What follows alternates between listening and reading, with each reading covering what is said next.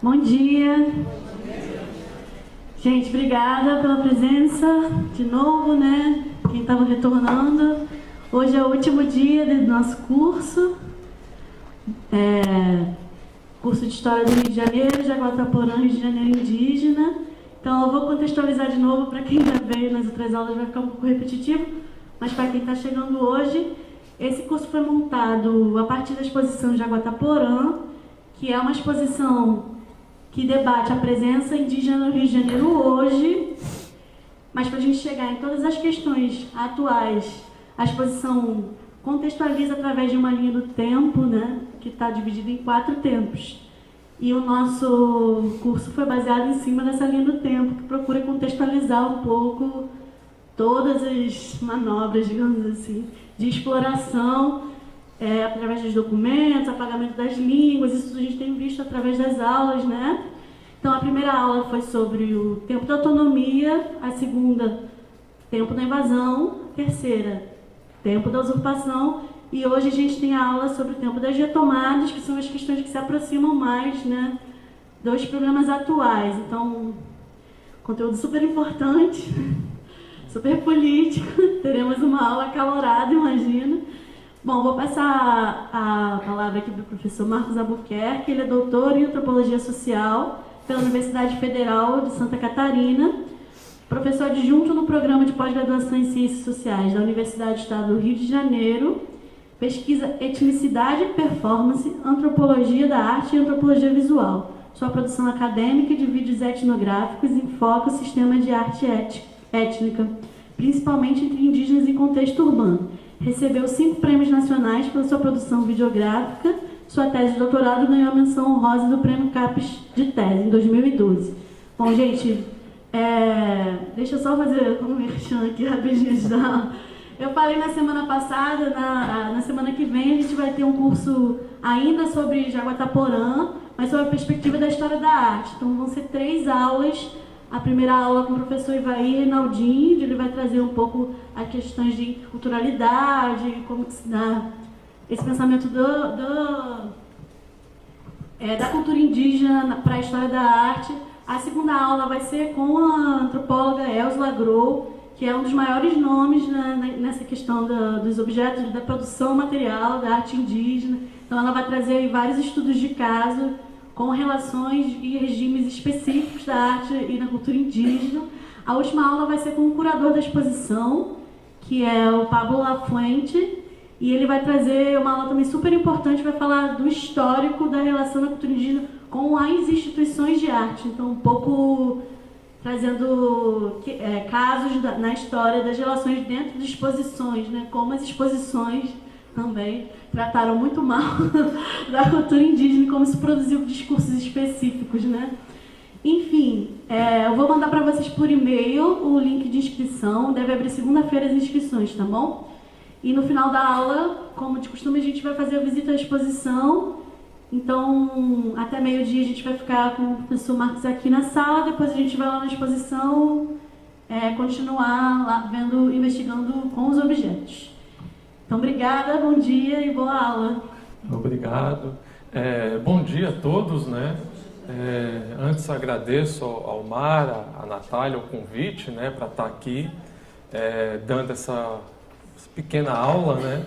Agradecer a vocês também de estarem aqui no sábado. Finalmente está chovendo, né? Então acho que não pode nem reclamar da chuva.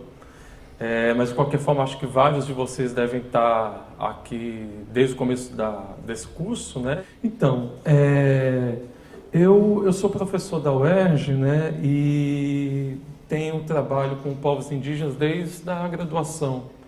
Então eu comecei a fazer pesquisa acompanhando o meu ex-orientador, ainda em 98, enquanto eu estudava na Universidade Federal de Campina Grande, na Paraíba.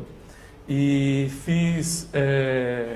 comecei a acompanhar esse meu ex-orientador fazendo produção de vídeo e relatórios para o Museu Nacional e depois para a FUNAI sobre situação fundiária e econômica dos povos indígenas lá do Nordeste.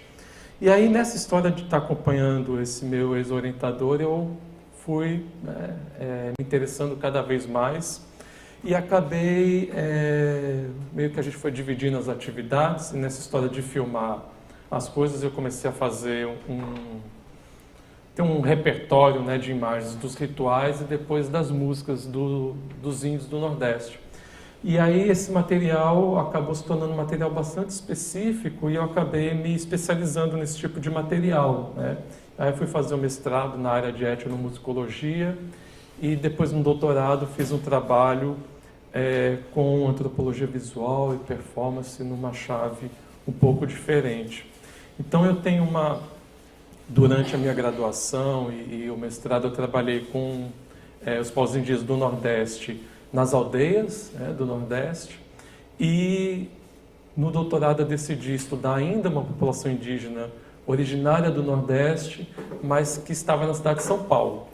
E haviam se organizado então na cidade de São Paulo, e na época em que eu fiz a minha pesquisa, em 2008, eram cerca de quase 2.000 indígenas Pancararu que estavam na cidade de São Paulo, né?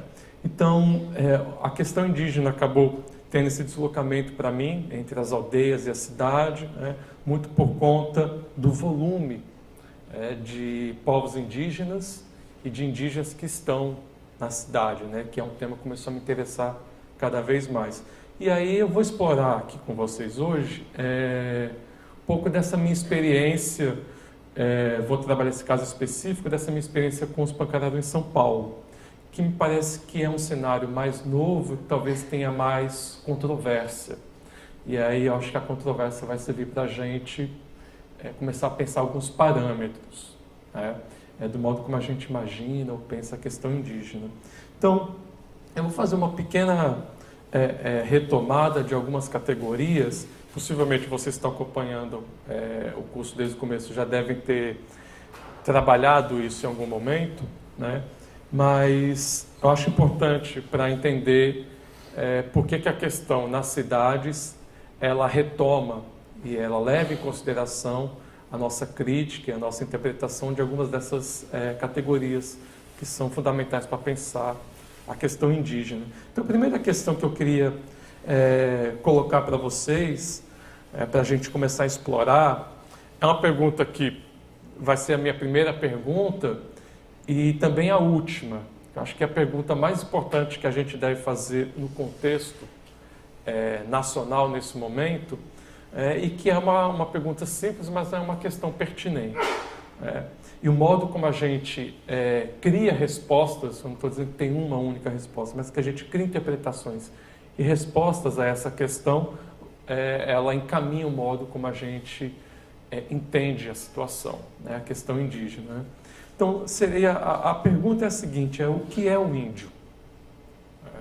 Essa pergunta que as instâncias jurídicas, os operadores do direito, os antropólogos, os missionários, todo mundo tem uma impressão, uma certa resposta, né? E essa resposta, ela muda a forma como a gente encaminha a questão, né? Então, vocês teriam sugestões para dar essa resposta, que seria o índio? A ideia é essa. Terra, território. Verdadeiro a pessoa originária daquela terra específica. Terra, território. Seria daqui ou de qualquer outro continente, qualquer outro país, que seria aquela pessoa que é originária daquela terra dele. Originário daquele território.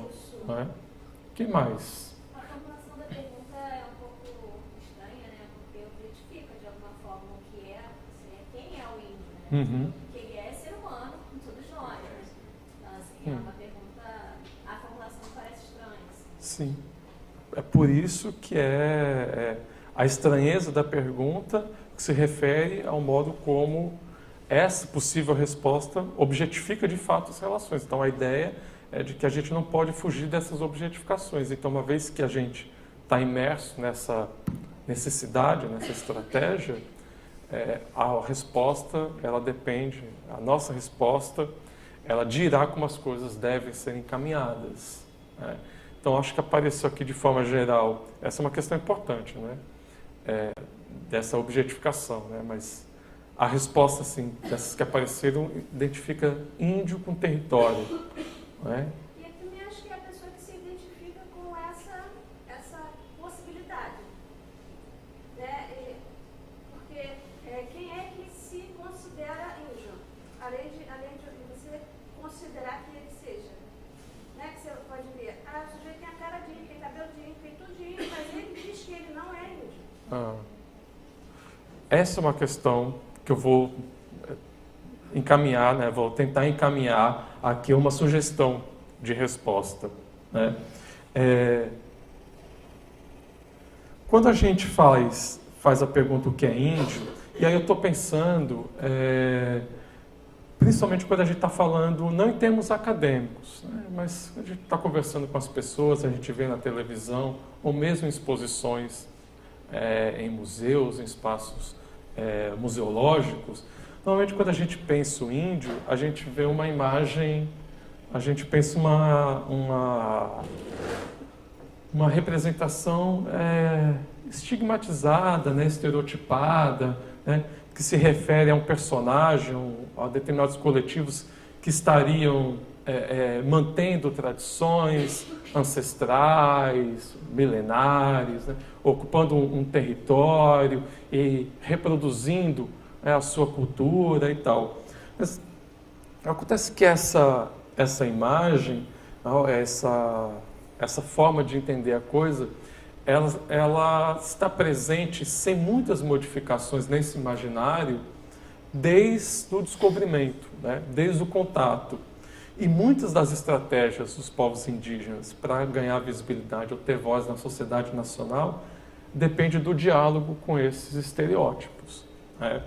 Mas tem uma questão que é um pouco diferente. Quando eu estava fazendo minha pesquisa lá em São Paulo, a tesoureira da associação, depois o presidente da associação dos índios lá em São Paulo, eles diziam o seguinte: olha, índio é quem é da Índia, né? Do gibi, da revistinha, uga-uga, essas coisas assim. É o índio da televisão. Nós somos indígenas, né? Uma referência ao dono da terra, né? Porque o termo indígena significa isso, né? Nativo do território. O contrário de indígena é alienígena. Alienígena é que está fora desse território, né?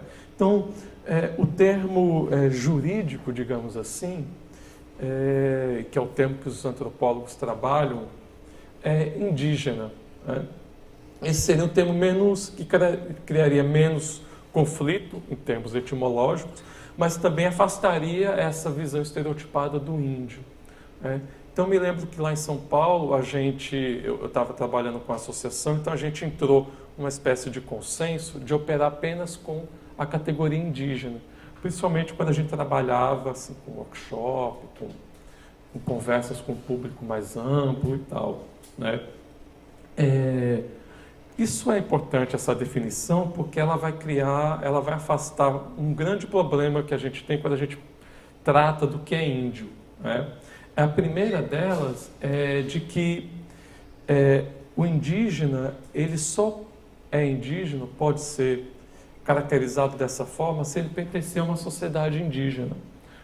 Indígena não é uma identidade individual ou privada. Indígena é uma identidade coletiva.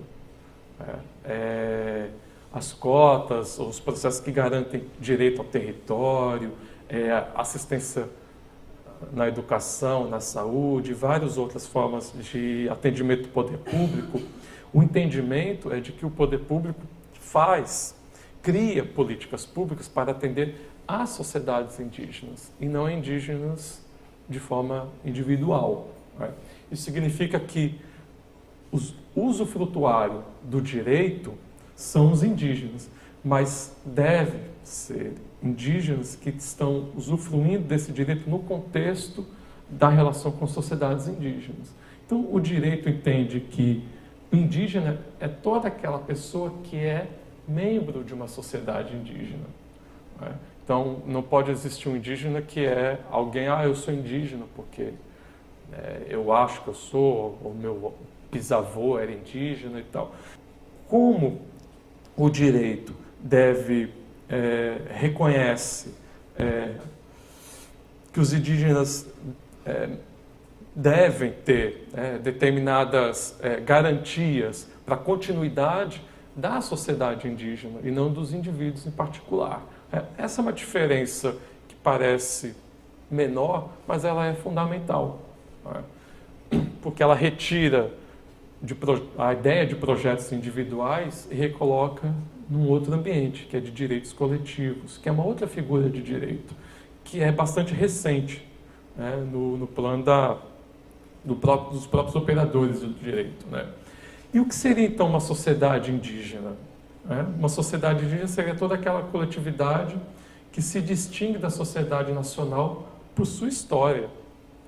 É que eu estou fazendo uma contraposição entre história e cultura para marcar um posicionamento bem claro e que faz uma distinção que a gente tem que ter bastante cuidado. Ou seja, que se reivindica como descendente de uma população nativa que habitava o território, que hoje é o Brasil, antes da invasão de Cabral. Então, história é diferente de cultura. Vocês têm condições de imaginar essa diferença? Por que história é diferente de cultura e por que sociedade indígena deve ser distinguida da sociedade nacional mais por uma história do que por uma cultura particular? Ou essa é uma ideia estranha? Mais por uma história do que por uma cultura? Isso. Como assim? É isso que eu tô... Porque parece que a cultura vai distinguir ele. Vai distinguir. Vai distinguir ele, né? Sim. E a história de quem é que está contando a história? Tá. Me parece uma coisa de um registro legitimado pelo conhecimento sistematizado de uma forma geral, enquanto a cultura é um processo contínuo de formação da gente como indivíduo e como integrante da sociedade. Então a cultura nunca vai ser pronta, vai ser melhor que a cultura. Diferente da história, que parece que alguém definiu, isso, delimitou o registro e pronto. Que pode ser questionado posteriormente, mas ela está lá, já é o passado. Enquanto a cultura é uma coisa que vai passando pelos tempos. Tem coisa aí. Tem coisa por aí. Eu acho assim, como aluna da graduação de História, vou defender a galera de História. O contraponto. Eu acho que existem várias histórias. A gente conhece a história tradicional que está lá no livro didático, né? Que é aquela coisa que, enfim, todo mundo estuda no seu ensino fundamental e no seu ensino médio. Mas quando você vai pesquisar mais a fundo, quando você vai entrar na graduação de História, você entra em contato com outras escritas da história.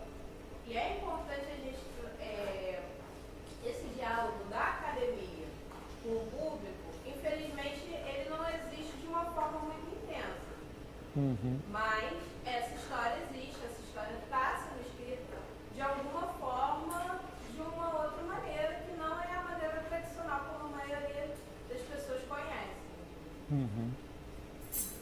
Acho que a história são os fatos, né? Eu falo assim, registro e tal. Tudo já é a língua, já é a forma de ser, né? Os rituais, tudo um processo de forma. Já a história não, já é mostrar o que aconteceu, ver o fato histórico, uma coisa do passado. A cultura não, ela faz parte daquele povo. Tem todo a comida, a língua, o ritual, que identifica aquele povo. A história que identifica, ela mostra. Eu acho que porque historicamente você pode pontuar quando um outro povo veio, quando teve mais um povo além daqueles nativos que já estavam lá, você pode pontuar isso historicamente. Já culturalmente, quando eles falam nossa cultura, também é cultura indígena, tá? Também tem cultura indígena. Então não dá para designar precisamente, por isso que historicamente seria melhor, talvez. Porque a questão é a seguinte, se a gente vai estar pensando no Brasil século XXI, né, que tem sociedades indígenas que estão reivindicando o reconhecimento do Estado de que eles são uma sociedade indígena, qual é o parâmetro que o Estado vai ter para identificar que aquelas pessoas que se dizem indígenas são de fato membros de uma sociedade indígena, né, que é o primeiro pressuposto, né, para ser indígena você tem que ser membro de um coletivo, né, e não um indivíduo isolado. Mas esse coletivo, ele se representa, ou se ele identifica a partir de alguns parâmetros. A cultura pode ser um desses parâmetros, né? Mas a cultura tem vários elementos que são muito fluidos, né? E nem sempre determinados itens culturais são específicos ou são monopolizados por uma sociedade, né? Nós, por exemplo, falamos o português, mas nós não somos portugueses, né? Então, a cultura brasileira ela está ligada ao português. Mas isso não é necessariamente algo que nos coloca, né, na mesma posição cultural do que os portugueses, os moçambicanos ou os angolanos, né? Da mesma forma, os indígenas falam português. Muitos não falam mais um idioma tradicional. Mas o fato de falar em português não significa que eles tenham virado brasileiros ou portugueses, né? Mas quando a gente olha para a história, a gente não tem como desvincular fatos históricos da formação de uma sociedade indígena. A cultura faz parte dos elementos constituintes de fatos históricos, que estão ligados a determinada história de uma sociedade e que constituem essa sociedade. Então, o português falado pelos povos indígenas faz parte da história desses povos, faz parte do processo de genocídio, de controle, né, de guerra, de proibição de falar a língua. Então, o fato de que determinado item cultural indígena, como uma língua, deixa de ser falado ou se perde, não significa que aquela população deixou de ter uma história, porque ele mudou os seus padrões culturais. Então, o fato dos índios virem para as cidades, por exemplo, faz parte do movimento da história desses indivíduos e dessas sociedades. Mas não significa que eles perderam a sua cultura e por isso deixaram de ser índios, né? Então, quando a gente olha para as sociedades indígenas, e aí se a gente pensar no Brasil, mas isso serve para o mundo todo, tem várias histórias diferentes das sociedades indígenas e vários encontros diferentes e respostas diferentes relacionadas ao fluxo de itens culturais, religião, língua, né? Mundo do trabalho, o mundo do direito, o mundo da política, todas essas instituições que funcionam e que permitem que uma sociedade se mantenha, se renove, elas não são necessariamente intrinsecamente indígenas e nem o fato delas serem de fora fazem com que essas sociedades indígenas deixem de ser sociedades indígenas.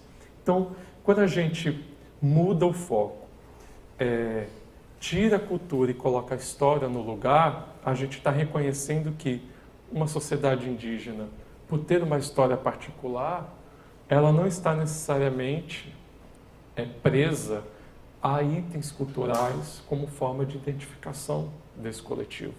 Mas esse coletivo tem uma história em comum. Então é possível ter indígenas de diversas linhas religiosas e que vivem numa mesma sociedade.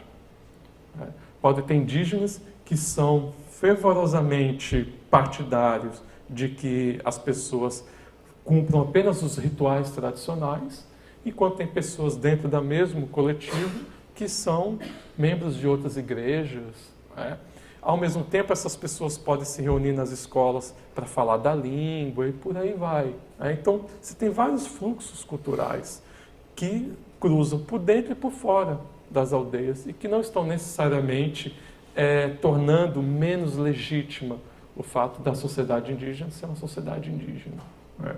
Então, o critério da história é um dos parâmetros pelos quais a gente tem que reconhecer de que as comunidades indígenas não são uma só. e elas não são necessariamente monopolizando determinados itens culturais. Elas podem estar dividindo conosco alguns aspectos culturais. Né? Nenhum de nós se acha mais ou menos brasileiro porque está aprendendo a falar inglês ou porque assiste produção da televisão toda estrangeira. Isso não é nenhum problema. Isso costuma ser um problema quando é colocado para outros coletivos. Né? Os povos indígenas sofrem um pouco desse tipo de pressuposição. Né? Então, isso tem a ver, o fato da gente estar sempre identificando indígena com cultura e território, tem a ver com a formação da sociedade brasileira. Os povos indígenas foram pensados durante alguns séculos como sendo parte de um problema a ser resolvido. Não eram parte do componente da sociedade brasileira por um bom tempo. Eles eram pensados como um problema. Ficou conhecido na história como sendo o problema da questão indígena. Então, nos primeiros 100 anos, ou no início do processo colonial, a política era do extermínio. Essa política de exterminar os povos indígenas foi uma política seguida com certo rigor até o século XIX. Os bandeirantes que se tornaram heróis, principalmente aí da cidade de São Paulo, inclusive até hoje, né? Também. Os bandeirantes de São Paulo, inclusive, fizeram campanha de extermínio e aprisionamento de povos indígenas até a Paraíba, né? Então, foi um grande movimento. Até os anos 40, os anos 50, ainda tinham pessoas no sul do país que ganhavam a vida matando índios, né? Chamados de bugreiros. Né? Acho que até hoje tem gente que ganha vida matando índio. É verdade. Durante todo esse momento, essa tal da questão indígena, que foi colocada como problema, ela foi administrada de maneiras diferentes. Mas durante um bom momento, a política era da guerra de conquista. Né? Com a independência do Brasil e depois com o fim do poder imperial e com a República, no começo do século XX, se cria a ideia do tal do poder tutelar. Né? Então, desde o contato em 1500 até a formação de uma política pública não genocida, a gente tem aí uns 400 anos de história. Né? Então, o SPI, fundado por Rondon, foi fundado em 1910, um pouco depois da República.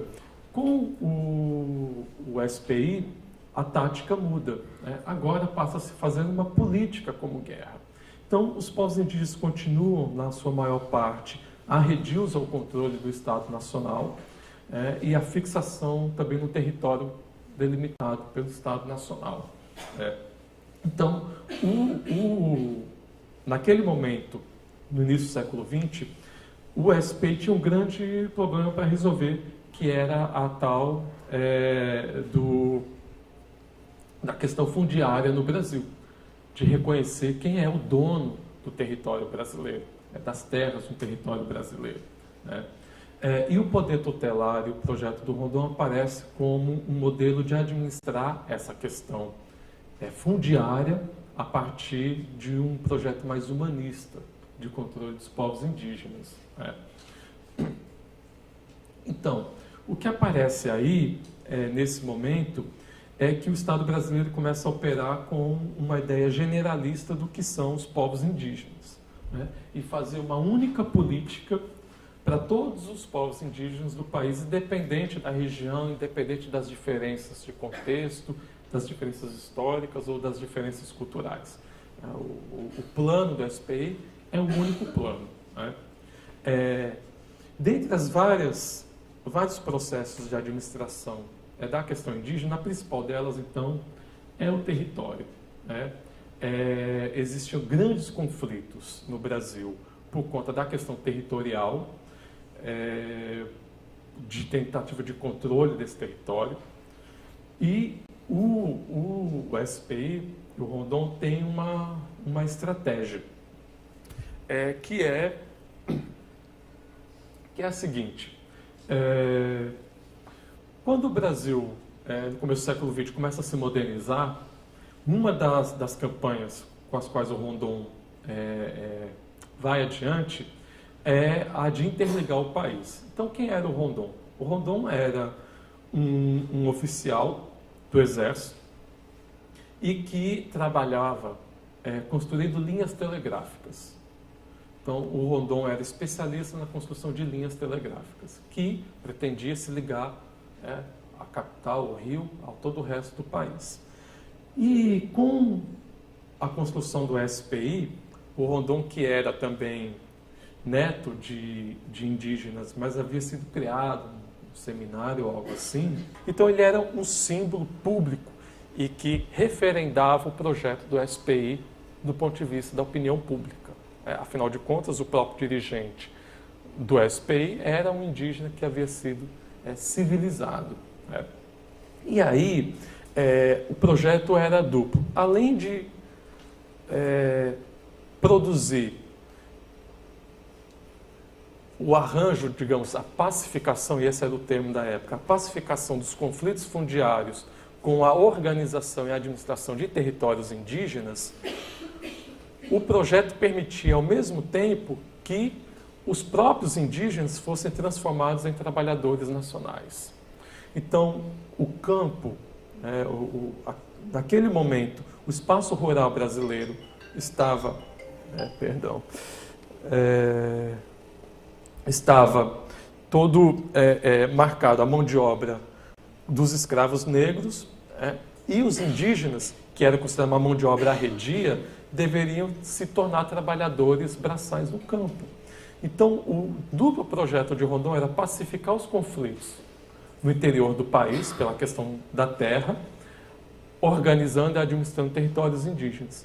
Ao mesmo tempo, nesses territórios indígenas, instituindo postos indígenas, o processo de administração faria com que esses indígenas fossem se transformando em trabalhadores para as fazendas no campo. Ao mesmo tempo, esses povos indígenas foram sendo, na medida em que iam sendo contactados, iam se transformando na mão de obra responsável pela construção das linhas telegráficas. Então, o projeto do poder tutelar, esse projeto do SPI, que era um projeto humanista, não vamos mais matar os índios, era um projeto também extremamente bem articulado do ponto de vista da opinião pública. Ele, além de transformar, de pacificar os conflitos fundiários, ele transformava esses índios em povos civilizados. E aí, o SPI, depois a FUNAI, investiram muito na produção de filmes, de livros, que apresentavam para o público geral que esse projeto estava dando certo. Então, tem várias cenas famosas do Rondon vestindo os índios, dando material de trabalho e tal.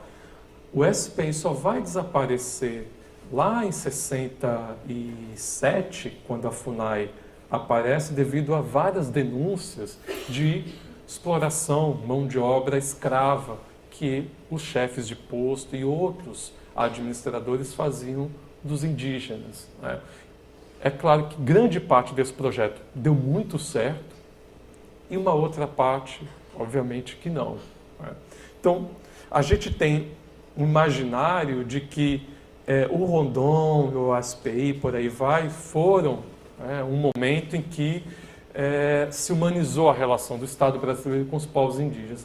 De fato, é uma humanização, mas é uma humanização instrumental e estratégica. E grande parte desse projeto do SPI foi o projeto que construiu a retórica, os estigmas e as imagens generalistas que nós temos dos povos indígenas de hoje. Então, esse modelo foi um modelo pensado. A ideia era pensar os povos indígenas como uma unidade, como um único conjunto, e ter uma única forma de atuação sobre esse conjunto. E a ideia geral era que um dia os indígenas, essas sociedades indígenas, deixassem de se pensar como uma sociedade diferente da sociedade nacional e passassem a compor indistintamente, né, parte da sociedade nacional. O que aconteceu ao longo do tempo, foi exatamente o contrário. E abre para as controvérsias, que esse é meu interesse, é bastante paradigmático o caso dos indígenas Pancararu, né? Os Pancararu foram aldeados por padres capuchinos no século XVIII, numa região perto do Rio São Francisco, né? Naquele momento, esses padres que frequentavam a região como missionários, né, fazendo conversão dos indígenas e tal, reivindicaram do Estado brasileiro um território para a proteção desses indígenas e para a conversão de almas, porque esses indígenas estavam sendo exterminados. Então, o que esses padres fizeram foi sair em várias aldeias da região e convocar e trazer os índios para um território protegido, né, que é esse território que foi destinado para os índios Pancararu. Né. O nome dos Pancararu, Pancaru, Jeritacó, Cacalancó, Umã, Canabrava, Tatuxi de Fulô. Esse é o nome, que é um nome que eles dizem que seria um nome místico, mas ele incorpora vários povos indígenas que se juntaram a esse mesmo grupo. Então, o que esses padres fizeram foi recolher os índios Umã, os índios Calancó, os índios Jeritacó, os índios Canabrava, dezenas de povos indígenas que foram colocados naquele aldeamento.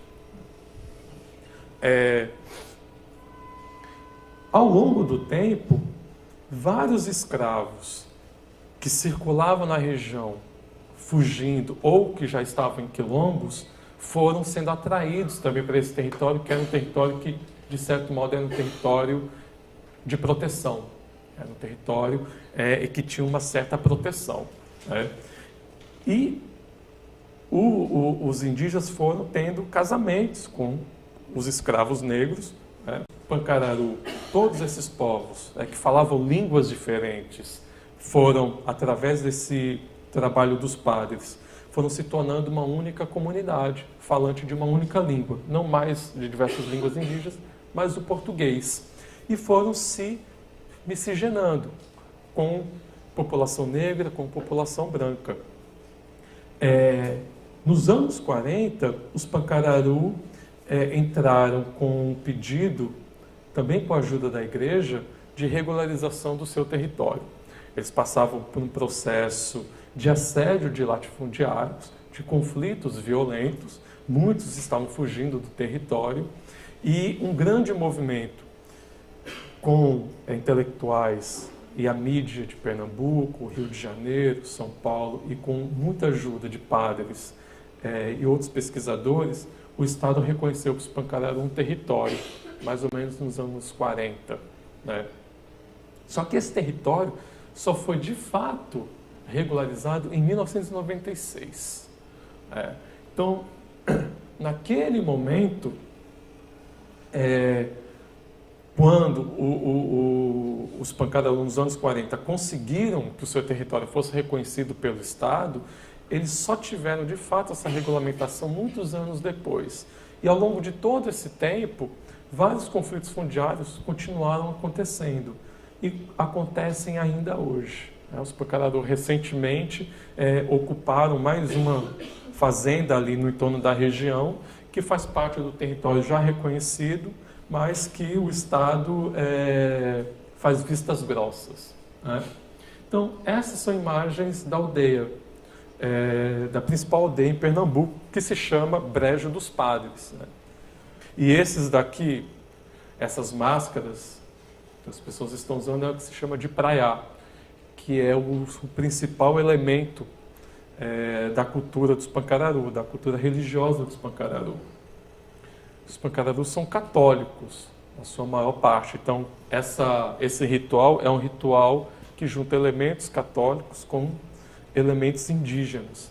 O fato deles ser uma população que teve um processo de miscigenação fomentado e promovido como forma de torná-los indistintos da sociedade nacional, se transformou num dos principais pontos de estigmatização dessa população. Dentre vários elementos que são estigmatizadores, que produzem várias modalidades de preconceito e que colocam em xeque o direito dos Pancararu ou sua própria legitimidade para reivindicar esses direitos, eu identifiquei pelo menos 3 que operavam na cidade de São Paulo e que eram fundamentais para a política cultural da associação lá em São Paulo, né, se colocar contra esses estigmas. O primeiro deles é essa tal de cara de índio. Toda vez que a gente estava numa situação de uma reunião ou num evento e tal, essa questão sempre aparecia: não, mas vocês são índios mesmo, mas vocês não parecem índio. Vocês não têm nenhuma aparência dos índios. Por que vocês são índios se vocês já estão tão misturados assim? Então, o tempo todo aparecia essa coisa de que, mas você não tem cara de índio. Uma vez a gente estava numa feira, e os índios estavam vendendo artesanato, numa feira grande que acontece lá em São Paulo, no Parque da Água Branca. E aí uma senhora chegou na barraca lá de um indígena Vassucocal e perguntou para ele: mas você é índio mesmo?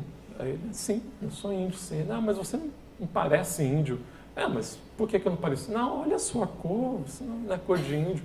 Não, eu sou índio aqui. Aí ele pegou a carteira da FUNAI e mostrou, né? Ela disse: até pode ser, mas eu nunca vi índio de bigode. Aí ele desistiu de continuar a coisa, né? Mas isso aparece muito recorrentemente, né? Uma outra questão que aparecia sempre é o seguinte: vocês são índio mesmo, então fala aí na sua língua. Se a gente fosse pensar os Pancararu como uma sociedade indígena e a gente tivesse como parâmetro a cultura, a gente estaria num dilema agora, porque língua eles não têm. Afinal de contas, não era só os Pancararu, mas todos esses povos aldeados com os Pancararu eram dezenas de línguas, né?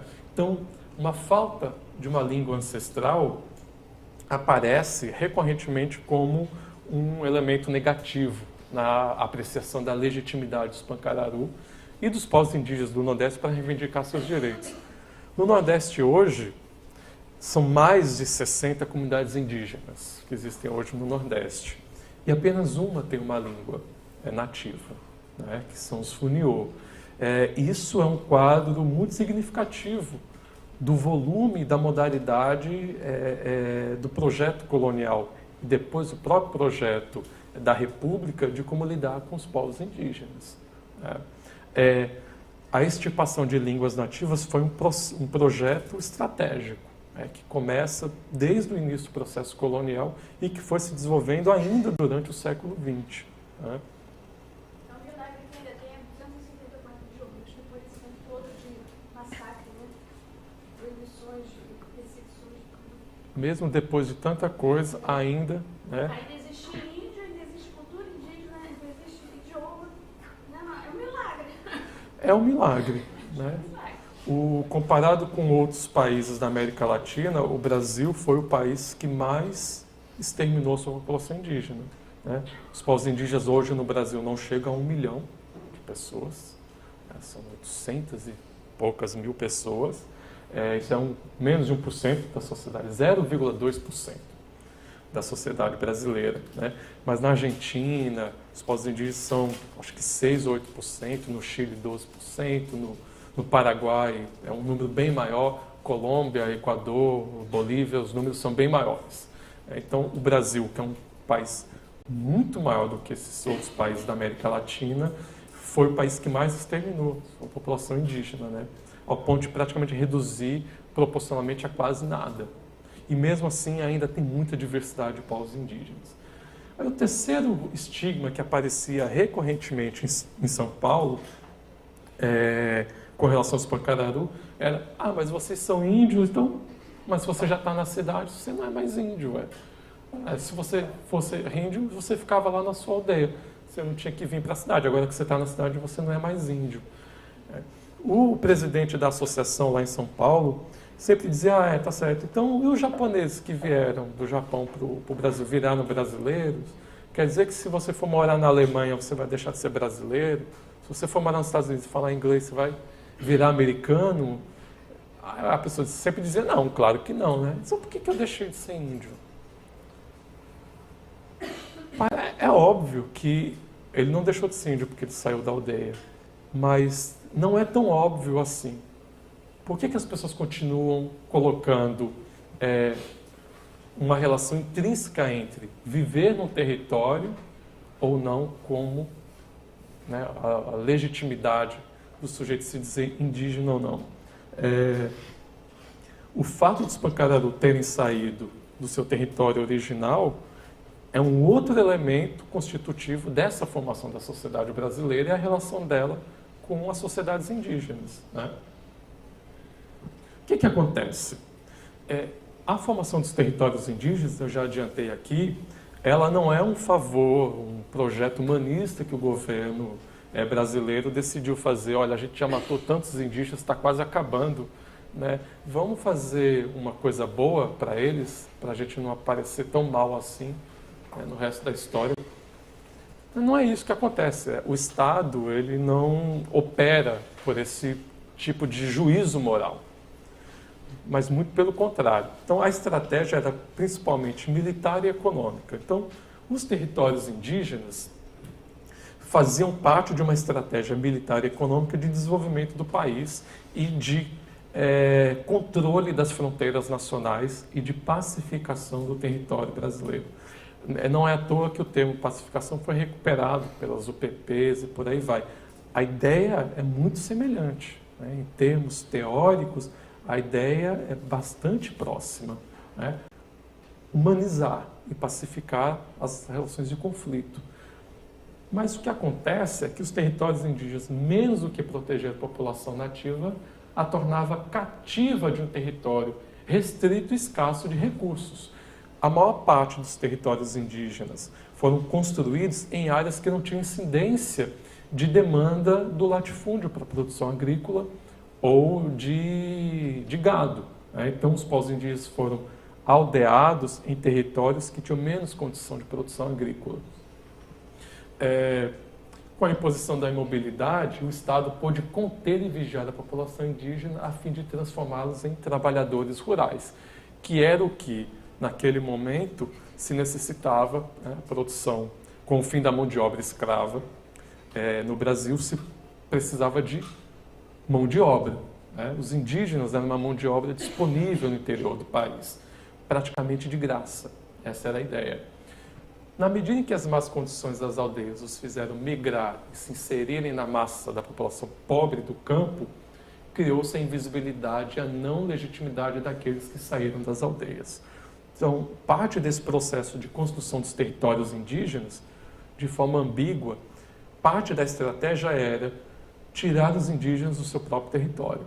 Então, uma vez que esses territórios eram construídos em áreas com dificuldade de produção e com um aparato militar que cerceava a língua, o modo de produção, as relações sociais, uma série de outros elementos, os indígenas fugiam dos territórios e começavam a se misturar com as populações pobres do campo. Então, parte da estratégia de formar os territórios indígenas era de expulsar os indígenas do seu próprio território. Essa estratégia gerou preconceito estigmatizante que mantém até hoje os povos presos a uma imagem de primitivos e pobres e cuja cultura não sobreviverá em outro lugar. Então, a ideia de que você saiu da sua aldeia e você não é mais índio era um projeto estratégico. A ideia era exatamente essa, era construir no imaginário da sociedade nacional e do próprio âmbito das relações dos povos indígenas a ideia de que, saindo da aldeia, você estava, digamos, entre aspas, abdicando da sua condição de indígena. E esse foi um projeto que, por muito tempo, foi sendo realizado, né? Mas aí, é óbvio que a migração, então, a saída desses territórios acaba sendo uma estratégia, não é? Se o território não permite a manutenção da vida, então as pessoas saem desse território, né? Além disso, esses territórios continuaram sendo objeto de muito conflito, de muita querela, né? Como o caso dos Pancararu mostra, embora o território deles, embora eles tenham sido aldeados ainda no século XVIII, o território tenha sido reconhecido em 1940 e só tenha finalmente sido regularizado em 1996, mostra que o processo é muito longo. Ele passa por várias gerações e mesmo assim nada garante que ele será pacificado, estrito senso. Os Pancararu, durante todo esse período, e principalmente nos anos 70, nos anos 80, passaram por grandes conflitos fundiários. Esses conflitos fundiários fizeram esses indígenas fugirem do território, né? Então, aqueles que estavam nas margens do território Pancararu sofriam assédio constante de pistoleiros, do latifúndio, e muitos desistiram de continuar lutando, né? E optaram por migrarem. Então, a migração é uma estratégia de sobrevivência. Como eu disse, né, embora os Pancararu estejam ali do lado de São Francisco, eles têm muita dificuldade de acessar água. Então, grande parte do território Pancararu é muito difícil a produção agrícola, né? Em algumas épocas do ano, nem vale a pena tentar. Então, o que acontece com os Pancararu, e o que acontece com vários povos indígenas, é uma migração sazonal para as áreas urbanas onde eles conseguem trabalho. Então, Recife, Rio e São Paulo, principalmente década de 60, década de 70, década de 80, eram polos de migração constante, né? Assim como vários nordestinos iam para a cidade de São Paulo ou Rio de Janeiro, os Pancararu também, os indígenas também participaram desse tipo de migração. A região metropolitana de São Paulo concentra a terceira maior população indígena do Brasil. Ela só perde para o Amazonas, em primeiro lugar, o estado da Bahia, em segundo lugar, e São Paulo, então, em terceiro lugar. São, se eu não me engano, 60 mil pessoas que se autodeclararam indígenas na região metropolitana de São Paulo. Para vocês terem uma ideia, o Rio, que é a segunda capital, que é a segunda cidade mais populosa do Brasil, a região metropolitana, tem cerca de 15 mil indígenas, né, autodeclarados. A maior parte dessas pessoas, 70%, quase 80% desses 15 mil indígenas do estado do Rio de Janeiro está na região metropolitana do Rio, principalmente nas periferias, né, nas favelas e tal. Bem, isso é um dos elementos, essa invisibilidade que acontece no Rio, que também acontece em São Paulo. São Paulo tem cerca de 20 associações indígenas. Essa invisibilidade ela faz parte dessa história dessas sociedades indígenas, né? E aqui é o rio Morumbi, né? A Marginal Pinheiros, né? E aqui a Ponte Estaiada, né? Na cidade de São Paulo. E esse daqui é a favela do Real Parque, que é onde está a maior concentração de Pancararu na cidade de São Paulo. Aqui eu não sei se vocês, acho que a maior parte das pessoas sabem, né? A Rede Globo, a sede da Rede Globo, tem bancos aí mundiais, tem sede de várias multinacionais que estão aí no entorno. Então, vários bairros nobres, esse é um bairro nobre da cidade de São Paulo. Do lado aqui da favela, né, que estaria desse lado aqui, né, do lado esquerdo, está aquele complexo da Cidade Jardim, né, que são edifícios multifuncionais, com lojas caríssimas e não sei o que lá, não sei o que lá. Então essa é uma região bastante nobre da cidade de São Paulo. O que acontece com os Pancararu é que nos anos 50 existia uma estratégia que era de pessoas que trabalhavam recolhendo pessoas, trabalhadores nas zonas pobres do interior do Nordeste e levava para a cidade de São Paulo. O nome disso era gatos, eram os caras que pegavam os caminhões pau de arara, né? E iam para o interior das comunidades pobres do interior do Nordeste e faziam aquelas coisas, estou levando o pessoal para trabalhar em São Paulo, porque em São Paulo você vai conseguir dinheiro, você vai conseguir, né, um trabalho e tal, não sei o quê. E aí, nos anos 50, um grupo grande de pancararus vieram, trazidos por esses gatos, para a construção do estádio do Morumbi e do estádio do São Paulo, né? Então, o estádio do São Paulo foi construído basicamente com mão de obra pancararu, de índios pancararu. E aonde era o alojamento dos trabalhadores da construção civil do estádio, eles ocuparam e fizeram a favela da Mandioca. Então, os trabalhadores ocuparam aquele terreno, que era um terreno da prefeitura, e começaram a viver lá nos antigos barracões dos operários.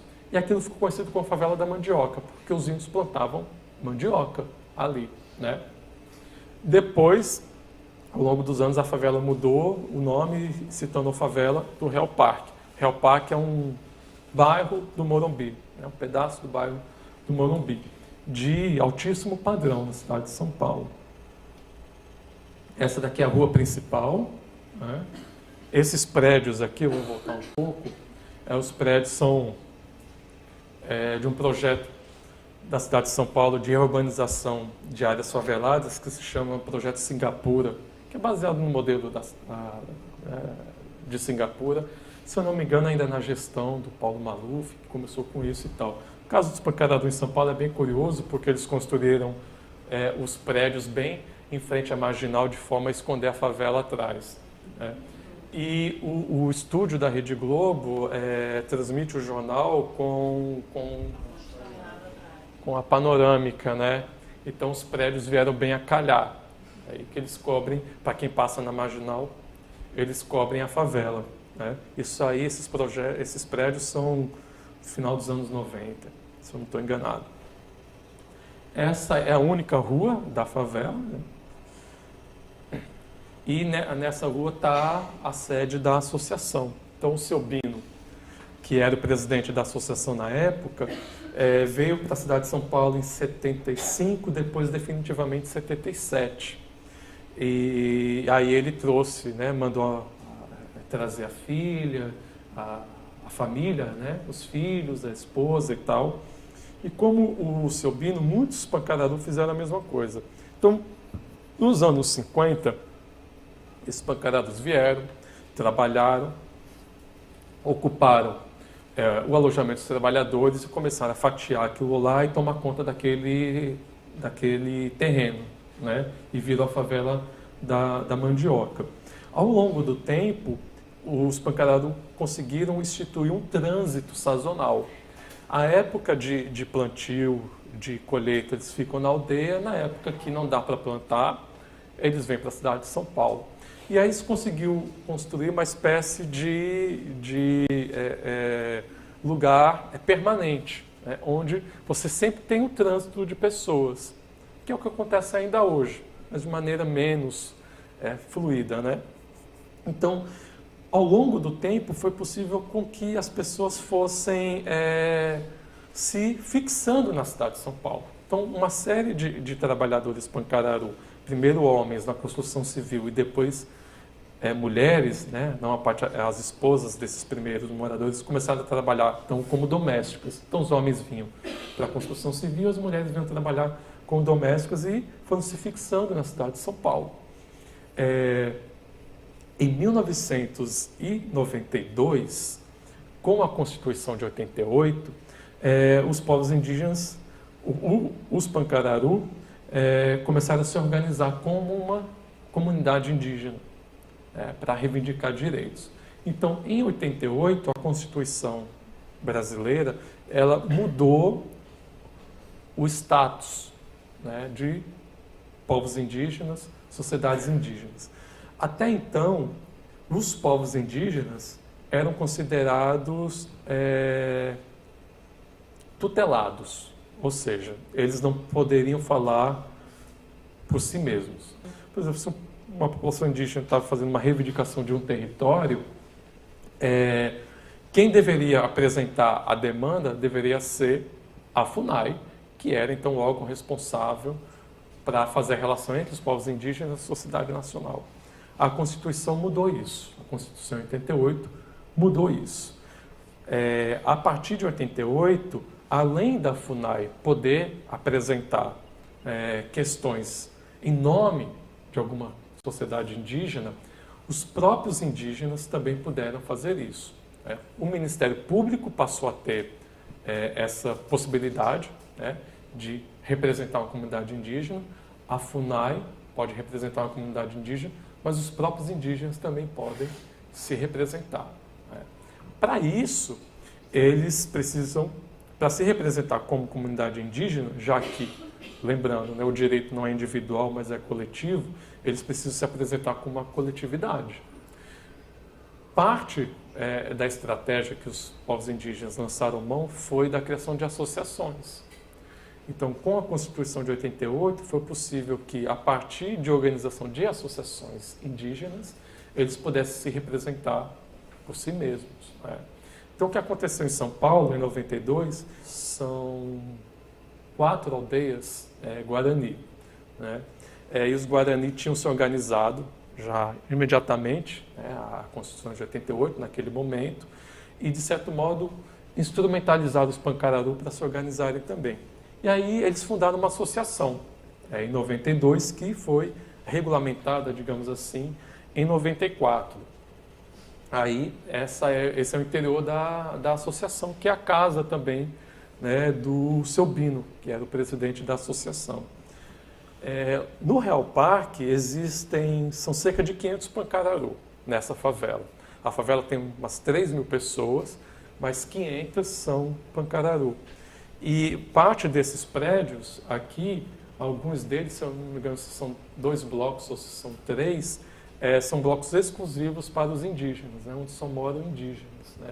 E alguns deles moram também nas casas ao lado. Né? Isso aqui é o Seu Bino com o neto, fazendo uma atividade nossa, um vídeo. Essa daqui é a pajé dos Pancararu lá no Real Parque, e ela também é a chefe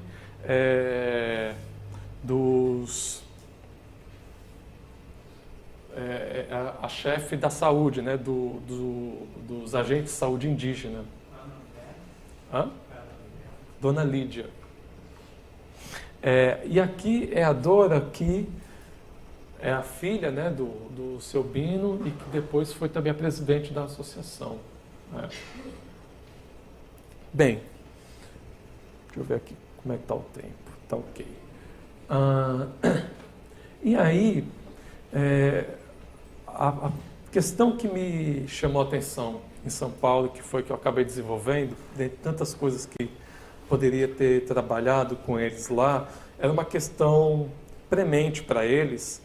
Então, os professores da escola se recusavam a reconhecer aquelas crianças, né, que para eles eram crianças negras e que moravam na cidade que não falavam uma língua, como indígenas. Né, e se recusavam a ter um tratamento, né, para pensar essa diferença étnica. Ao mesmo tempo, os Pancararu era uma presença, uma força coletiva política dentro do Real Parque muito evidente. Então eles faziam eventos, faziam festas, né, dançavam com essas roupas aí que eu mostrei anteriormente, que é o objeto que mais me interessa, que eu vou falar daqui a pouco. E tinham muita visibilidade na comunidade. A única entidade política que fazia frente aos Pancararu, né, em termos de volume, né, de ocupação política naquela comunidade, era o PCC. Né, que aí também, né, isso significa que os Pancararu tinham muita visibilidade na comunidade. E, ao mesmo tempo, uma dificuldade imensa de serem, de fato, reconhecidos como indígenas. Então, tinha uma disputa aí, né, uma disputa simbólica nesse espaço. E a escola era um lugar privilegiado de colocar essa discussão, como eu estou apontando aqui, de trabalhar com essa controvérsia. Né? Então, Como eu falei, né, esse projeto do poder tutelar, que é a política como guerra, e que continua sendo, está dentro do motor de uma guerra de conquista, né, do território e da própria população, né, de apagar as clivagens étnicas e transformar tudo em população nacional, né, produziu uma série de preconceitos, né, uma série de elementos que coloca em xeque o modo como e o porquê, o lastro das reivindicações dos indígenas atuais, né. O preconceito, de forma geral, os seus elementos, eles não são balizados ou legitimados pelo direito, né. A forma como o direito, a Constituição de 88, né, e outras regras que organizam, né, a regulamentação de territórios e a observância de políticas públicas para as comunidades indígenas, eles normalmente recusam essas formas de preconceito. Cara de índio, língua de índio, lugar de índio. A Constituição, a lei, nada disso reconhece esses preconceitos, né? Nenhuma desses códigos referenda esses preconceitos. Mas quando as pessoas vão reivindicar esses direitos, esses preconceitos aparecem, né, impedindo a visibilidade, dificultando o diálogo, criando, né, essas arestas que colocam, que vão transformando aquele processo em um processo longuíssimo, né, e que tende a desmobilizar os próprios indígenas, né. E dessa forma, a continuidade desse imaginário preconceituoso com relação aos povos indígenas permite com que essa guerra de conquista ela se continue, né? Que ela se transmute para outros elementos. E a própria sociedade civil ela se torna um ator desse processo, né? Então, quando as pessoas dizem, você não tem cara de índio, você não tem língua de índio, você não mora na aldeia, então você não é índio, a própria sociedade civil ela está atualizando o processo do poder tutelar de invisibilizar e desmembrar as estratégias discursivas, né, e de procura de legitimidade dos povos indígenas. Mas isso não acontece só com isso. E é um mulato que não parece mulato, ele também não entra no sistema de cotas. Aham. Uhum. A diferença com relação aos povos indígenas é que a lei não diz que, por exemplo, o fato deles serem negros ou não falarem uma língua não permite que eles tenham um direito, né? Mas exatamente essa ponte até chegar ao direito, que esse volume de preconceito tem que ser vencido, né? Então a gente tem uma certa esquizofrenia, porque o direito reconhece explicitamente a garantia de direitos, mas para que esses direitos sejam de fato regulamentados e se façam exercer, essa gama de preconceitos tem que ser vencida, né?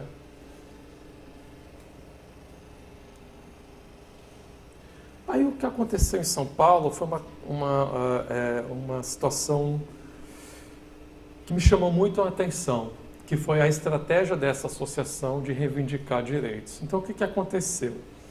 Quando eles formaram a associação, em 92, aí eles, né, os Guarani instrumentalizaram os Pancararu foram lá no cartório, fizeram, né, convocaram a comunidade, foram se organizando. E aí eles começaram a participar dos espaços institucionais de reivindicação de direitos, participar de audiência pública, participar dos encontros, do movimento indígena e tal. Aí as pessoas diziam, mas vocês olhavam para os Pancararu, olhavam para os Guarani, aí diziam, vocês não são índios, né? Vocês estão de brincadeira, vocês moram lá, vocês moram ali, né? Lá no Morumbi, naqueles apartamentos, não sei o quê, os Guarani sim, né? Estão fumando, estão falando a língua, moram na aldeia, tem cara de índio. Aí os não, mas a gente não tem cara, a gente não tem língua, a gente não mora na aldeia, mas a gente é índio sim. Aí, né, ficaram falando da história deles, não sei o que lá, como é que eles vieram parar em São Paulo, o que aconteceu com os padres capuchinhos, aquela história toda. Não adianta falar, né? No plano da vida cotidiana e na relação direta com um grande número de pessoas, os Pancararu lançaram mão de uma outra estratégia. Eles, olha, o que a gente tem de mais representativo na nossa comunidade que mostra para essas pessoas, né, que a gente é índio de fato? Olha, não precisava procurar muito, era o tal do ritual secreto. Tem coisa mais indígena do que ritual secreto, né? Só que o ritual era secreto. Esse era um grande problema. Então, a associação chegou ao seguinte dilema, né? Para que a gente consiga ter legitimidade, ter visibilidade nessas assembleias, nesses encontros, para a gente ter direito, a gente precisa provar que a gente é índio, por incrível que pareça, né? Isso não está na Constituição, isso nenhum operador do direito diz, não, olha, eu quero, você tem que falar uma língua aí, eu vou gravar aqui, e aí a gente vai construir a política pública. Nada disso. Mas para que você consiga esse diálogo e esse processo comece a andar, você precisa ganhar visibilidade, você precisa ter o espaço na sociedade civil, ter voz, você precisa ter respaldo, né, para que as coisas comecem a se movimentar. Quem trabalha com movimento social sabe como é a coisa, né? Se você não tem visibilidade, o direito está lá, texto da lei, mas para que ele passe a existir, tem que ter mobilização, né? Então, os Pancararu lançaram a mão do seguinte, vamos trabalhar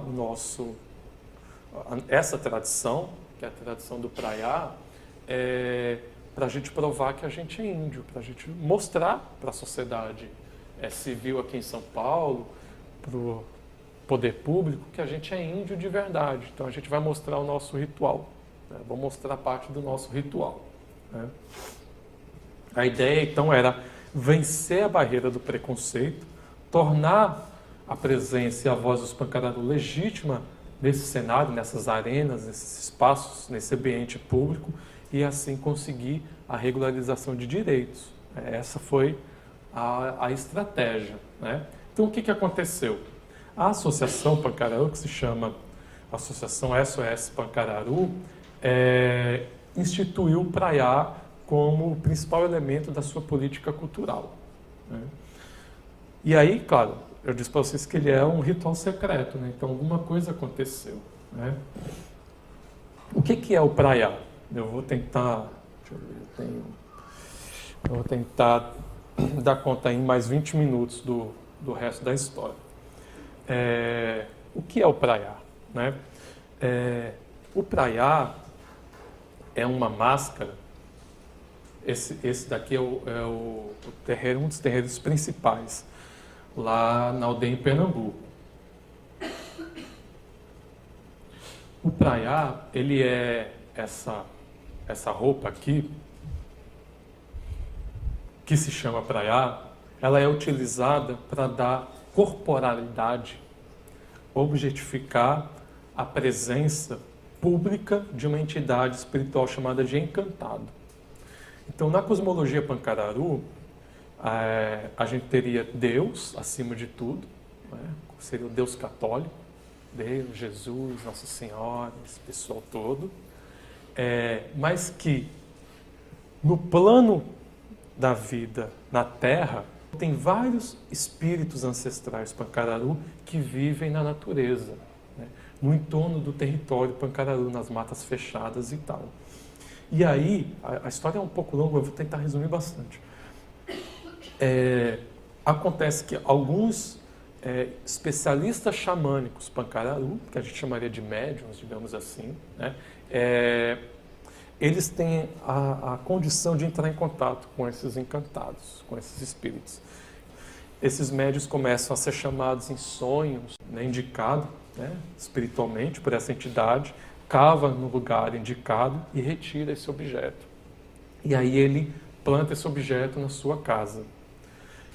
Quando ele faz isso, ele faz uma relação com o encantado. E esse encantado passa a incorporar nos trabalhos espirituais que os Pancararu fazem bastante reservadamente, na maior parte das vezes dentro dos núcleos familiares, para que esses encantados, incorporados pelo médium, né, pelo especialista xamânico, possam ajudar as pessoas a se curar, né? Principalmente problemas físicos, mas também psicológicos, problemas, né, da própria comunidade. Então, os encantados, eles curam as pessoas, eles são conselheiros também. Então, esse encantado, ele ensina para o médium e para a assembleia do médium o seu canto, que é o seu toante, o seu toré, né, que é a sua linha, a sua cantiga, como na Umbanda, né, no Candomblé e tal. Então, cada encantado desse tem a sua própria música, tem o seu próprio canto. Então, quando eles fazem o ritual, né, com esses encantados, aí eles puxam as linhas de cada um desses encantados e vão chamando essas entidades, né, e o médium vai incorporando, vai benzendo as pessoas, vai tal. Tem outros elementos, tem o uso da jurema, que é um psicoativo, tem a oferta de alimentos e tal. Aí o que acontece? Durante o tempo as pessoas passam fazendo culto com essas entidades dentro desses círculos familiares. E aí essa entidade vai crescendo, né, nesse ambiente e tal, vai produzindo o que eles chamam de milagres. Quando você tem algum milagre produzido por uma entidade dessa, você vai, então, agradecer o milagre. Para o ritual público, se confecciona um praiá. Então, o praiá é uma roupa, essa roupa, que é utilizada por uma pessoa para tornar público a existência, a presença dessa entidade, que vai dançar, então, no terreiro. Todos vocês podem ver aqui, cada um deles tem uma que se chama cinta nas costas, de uma cor diferente. É porque cada um representa uma entidade diferente, né? Então, quando você vai fazer uma homenagem de agradecimento de uma cura para essa entidade, para esse encantado, se tece a roupa. Então, as pessoas fazem essa roupa e batizam a roupa, né? Então, tem uma cerimônia onde eles vão e dão nome à roupa e a roupa do encantado da entidade. E aí sim, né, convidam só podem homens vestir a roupa, é proibido que o resto da comunidade veja quem está usando a roupa, né? Cada dono de praiá, que se chama zelador, né, ele normalmente tem o que se chama de um batalhão de praiás. Então, cada família importante na comunidade Pancararu tem um batalhão de praiás, que são 10, pode ser menos e tal. As famílias que têm liderança política, né, coincidentemente ou não, são as famílias que detêm os batalhões de praiá. Então, cada conjunto de 10, 12 ou menos e tal, fazem parte de uma família, né? Então, quando você faz uma festa grande, você chama os batalhões, os grupos de praiá de várias famílias e que fazem um ritual conjunto, né? Então, o praiá, essa roupa, serve exclusivamente para que essa entidade espiritual apareça publicamente, né, para todo mundo fora do núcleo familiar. Esse filme da Tsuki Yamazaki eu não conheço, não.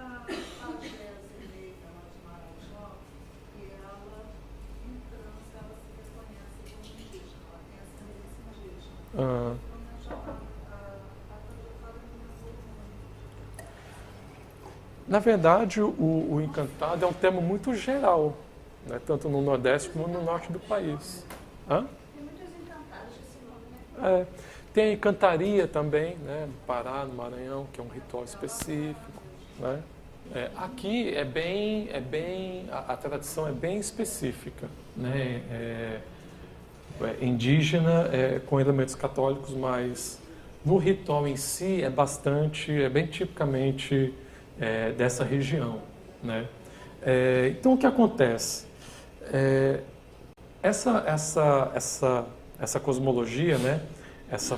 A gênese do encantado até ele passar pela semente e ganhar a roupa demora um tempo e é um ritual, é um processo bastante vigiado, policiado, tem uma série de controles, porque quanto mais praiás você tem naquele contexto, mais poder você tem, né? Porque afinal de contas esse é o centro da vida espiritual do povo Pancararu. Né? Então você tem uma vigilância muito grande, não é qualquer pessoa que eu tenho uma semente, eu tenho um praiá e começa a fazer essas roupas e começa... Né? Isso é muito mal visto. Então, todo novo praiá que aparece é uma coisa bastante, né, policiada e vigiada. Tal. O que acontece é o seguinte, aí eu vou passar mais rápido agora por esse pequeno trecho aí. Eu disse para vocês, nos anos 40 os Pancararu tiveram seu território regularizado. Né? Esse território que foi regularizado nos anos 40, ele teve como base a investigação de alguns antropólogos ligados a museu e depois ligados à FUNAI, ligados ao próprio CIFAM, né, que era o Serviço de Patrimônio Histórico Artístico Nacional, que seria hoje o IFAM, foram chamados para fazer uma investigação sobre os Pancararu, né, para ver se eles eram índio mesmo, né, se eles eram de fato uma sociedade indígena. E aí o que aconteceu, inclusive o Mário de Andrade, né, organizou em 1935, né, uma expedição que se chama Missão de Pesquisas Folclóricas, que em 1938 viajou norte e nordeste por 6 meses fazendo pesquisas e tal, e foi o primeiro grande projeto, expedição, né, financiada pela Prefeitura de São Paulo, né, onde o Mário de Andrade era chefe do Departamento de Cultura, né, foi as primeiras imagens, os primeiros filmes. Eles gravaram filmes em película, gravaram áudio em discos de cera. Era um projeto, para aquela época, enorme, né? Projeto típico do que a França estava fazendo. Eles se basearam, né, no modelo que a França estava fazendo, de pesquisa antropológica no norte da África. Tudo embarcado de navio e tal. A ideia era a seguinte: era construir acervo para os museus de São Paulo, Rio e Paris. Então, o Mário de Andrade fez essa missão. Né? Quem participou na organização desse projeto foi a esposa do Lévi-Strauss, que era então um antropólogo francês que estava trabalhando no Brasil. Né? Parte desse material que eles recolheram nessa pesquisa foi levada pelo Lévi-Strauss para o Museu do Homem na França e tal. Né? Uma coisa que chamou a atenção de todos esses pesquisadores e que para eles serviu para dizer, olha, de fato, os Pancararu são indígenas mesmo, era o tal do praiá, desse ritual secreto. Né? Então a gente tem elementos dos bastidores dessas pesquisas, desses projetos, que mostram que os Pancararu estavam reticentes de mostrar o seu ritual, que era então ritual secreto, né? Estavam bastante reticentes, mas devido ao projeto de regularização do seu território e da demanda que aparecia desses pesquisadores, de que precisava de um elemento que legitimasse a demanda dos Pancararu como indígenas, os Pancararu apresentam então o praiá, né? Apresentam esse ritual. Essa é uma foto dessa missão do Mário de Andrade, de 1938. Né? Eles inclusive levaram uma dessas roupas lá como parte do acervo de cultura material que está hoje no Centro Cultural São Paulo, né, no edifício na Vergueiro.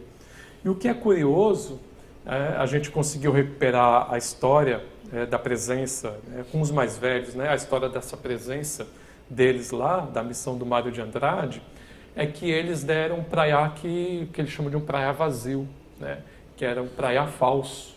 Inclusive o praiá que está lá em São Paulo, que esse praiá de 1938, a cinta, a roupa que está atrás é completamente branca. Ela não tem símbolo nenhum. E tem os valores, né, nos registros dos documentos que os pesquisadores redigiram sobre a presença deles lá, tem lá o valor que eles pagaram pela roupa, o valor que eles pagaram para os Pancararu encenarem o ritual para poder ser filmado, o ritual, todo esse tipo de coisa, né? Então, os Pancararu negociaram com os pesquisadores para fazer essa apresentação, né? O que permitiu que eles fossem legitimados. Então, eles conseguiram reunir uma série de informações sobre esse ritual e, a partir desse ritual, os Pancararu tiveram seu território regularizado. Então, o que aconteceu? Naquela época, nos anos 40, a demanda era a seguinte: vocês são índios mesmo, então mostra aí alguma coisa de índio. Não tem língua, não tem cara de índio, mas tem algum ritual secreto, tem alguma coisa e tal. Era isso que apareceu. Então, essa representação monolítica, hegemônica, estereotipada do que é indígena, baseado num item cultural, foi o que legitimou os Pancararu naquele momento. Né? E o que aconteceu em São Paulo? Isso apareceu novamente. Quando os Pancararu organizaram uma associação e foram reivindicar direitos, eles disseram: vocês não são índio, tem cara de índio, né? Vocês não têm algum ritual, coisa que mostra que vocês são índios, não sei o que lá. Os Pancararu refizeram a mesma estratégia que haviam tomado nos anos 40, final dos anos 30, eles retomaram essa mesma estratégia nos anos 90 na cidade de São Paulo. Para a gente ver como essa modalidade, esse imaginário, ele continua bastante operante. Né? Só que, como eu falei para vocês, é um ritual secreto. Né? Então, os Pancararu em São Paulo fizeram um acordo com as lideranças políticas e religiosas lá da aldeia. E eles trouxeram para a cidade de São Paulo primeiro 1, depois ficaram 3 e hoje são 10. E aí parou nos 10. E o que acontece de diferente? Acontece que esses praias que estão em São Paulo, eles não têm a história da semente, do médio, né? Eles são o que se chama lá de segunda roupa. Ou seja, os praiás nas aldeias, eles são únicos, né? Cada roupa é a única roupa de uma única entidade que está de posse de um único grupo familiar e pronto. Né? Só aquele grupo familiar, só o seu zelador, só os seus especialistas xamânicos é que podem, né, manipular essa roupa, que podem chamar esse encantado para atuar dentro dos seus rituais e tal. Né? Eles são parte da família. Eles são uma espécie de um parentesco com essas entidades. Né? E cada roupa dessa, que é cuidada por uma pessoa que se chama de zelador, elas têm que ser alimentadas todos os dias. Então, no final do dia, né, quando começa a noite, alguém tem que ir lá e alimentar essas roupas. Essas roupas ficam guardadas, no caso, deixa eu ver se está aqui, São Paulo, deixa eu ver. Acho que eu não botei. Mas elas estão guardadas, eu vou voltar lá para vocês verem melhor. Elas estão guardadas aqui, né, dentro da associação. Para cá, ele tem um quartinho onde ele guarda as roupas, né, elas ficam escondidas. Né? Então, a pessoa, tanto em São Paulo quanto lá na aldeia, alguém tem que vir e com um cachimbo, que se chama campiô, com uma mistura de ervas, vira ao contrário o cachimbo e assopra. Né? E aí a pessoa defuma essas roupas. Sai defumando uma por uma. Né? Isso se chama alimentar as roupas, as entidades. E para fazer isso, a pessoa não pode ter consumido bebida alcoólica, não pode ter tido relações sexuais, não pode estar envolvida em brigas, em conflito, ela tem que estar com a mente tranquila e tal. Se você, que é o zelador, por algum motivo, não pode alimentar as entidades, então você tem que pedir para uma outra pessoa fazer. Então, tem uma série de obrigações rituais que devem ser feitas. O pessoal em São Paulo organizou o seguinte: eles conseguiram criar uma estratégia para ter essas máscaras em São Paulo e, ao mesmo tempo, não se tornar uma coisa vulgar ou qualquer um pode fazer. Então, eles fizeram um acordo com as lideranças em Pernambuco e trouxeram cópias de roupas que já existem. E cada uma delas, a pessoa que está usando, ela incorpora essa entidade, que é a mesma entidade que está em Pernambuco. Só que elas, em São Paulo, como segunda roupa, elas não passaram por esse processo da semente, não sei o que lá, não sei o que lá. Elas passaram por um processo não estritamente ritual, mas por um processo político. Né? Então, esse ritual secreto e a própria organização dos seus elementos, como os praiás, eles foram estrategicamente modificados para que os Pancararu em São Paulo pudessem lançar a mão da mesma estratégia que foi lançada lá por eles nos anos 40, mas a partir de uma outra ótica, de uma outra modalidade, que eu chamo de uma heterodoxia com relação aos elementos rituais. Embora esses praiás sejam segunda roupa, eles entendem que eles têm a mesma natureza religiosa, espiritual, dos que estão na aldeia, dos praiás que estão na aldeia. Então eles são uma cópia perfeita, digamos assim. A analogia mais próxima seria da relação entre Jesus e Deus. Então eles seriam, embora outro, eles são o mesmo. E aí esse elemento foi se agregando a todo o processo de construção da visibilidade social dos Pancararu em São Paulo. Toda a política cultural dos Pancararu em São Paulo está relacionada à visibilidade da sua condição étnica, da sua condição de indígenas, a partir da instrumentalização desse objeto ritual. Então a gente mostra só uma parte. Esse é um CD que foi gravado lá em São Paulo com eles. Tem alguns filmes sobre os Pancararu feitos pelos próprios Pancararu, feitos por outras pessoas. Eu fiz 5 filmes com eles, no contexto da associação. Esse é um deles.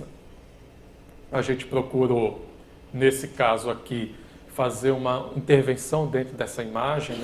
Seria um Pancararu urbanizado, um pouco sair daquela retórica de aldeia, de campo, retórica rural, e trabalhar com outros elementos, para que as próprias crianças, principalmente, tivessem uma relação, uma identidade maior com o Pancararu. Esse foi o desenho que a gente fez, a capa desse DVD, esse desenho, foram as crianças que fizeram em oficina, que a gente fez com as crianças para que elas tematizassem o próprio objeto ritual, o próprio Pancararu.